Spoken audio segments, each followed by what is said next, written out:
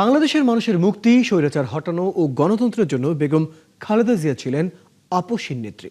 বিগত 17 বছরে তার হাত ধরে যে সংগ্রাম চলছিল তার ফলই জুলাই বিপ্লব বলে মন্তব্য করেছেন আইনমন্ত্রী আসাদুজ্জামান।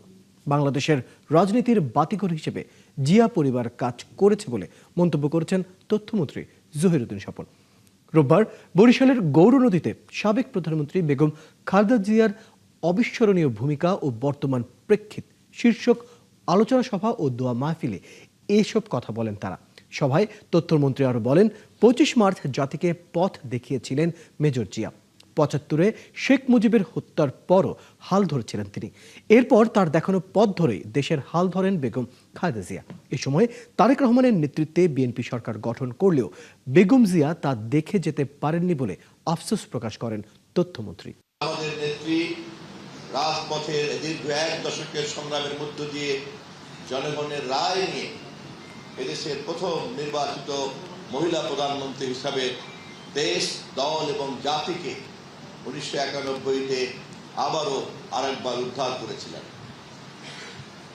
আবার তারপরে ষড়যন্ত্র চক্রান্ত বেগম খালেদা জিয়ার রাজনীতিকে ঘিরে আমরা দেখেছি। 1996-তে জামায়াতে ইসলামী বাংলাদেশ আর আওয়ামী লীগ এবং জাতীয় পার্টিরা মিলে বিএনপিকে ক্ষমতা থেকে উৎখাত করার জন্য কিভাবে দেশের অর্থনীতিকে ধ্বংস করেছিল তা আমাদের সকলের মনে আছে। বাংলাদেশের মানুষের ভোটাধিকার নিশ্চিত করার জন্য বেগম খালেদা জিয়ার নেতৃত্বে সংসদে সংবিধানের ত্রয়োদশ সংশোধনী আইন পাশ হয়েছিল, যার মধ্য দিয়ে তত্ত্বাবধায়ক সরকার ব্যবস্থাকে চালু করা হয়েছিল। তারপরে বাংলার মাটিতে বেগম খালেদা জিয়াকে সহ্য করতে যারা পারেনি, দেশি বিদেশি নীল নকশায় 111 সরকার আনা হয়েছিল। সেই 111 সরকার এসে সবচেয়ে অমানবিক নির্যাতন নামিয়ে এনেছিল জিয়া পরিবারের উপরে। আমাদের আজকের প্রধানমন্ত্রী তারেক রহমান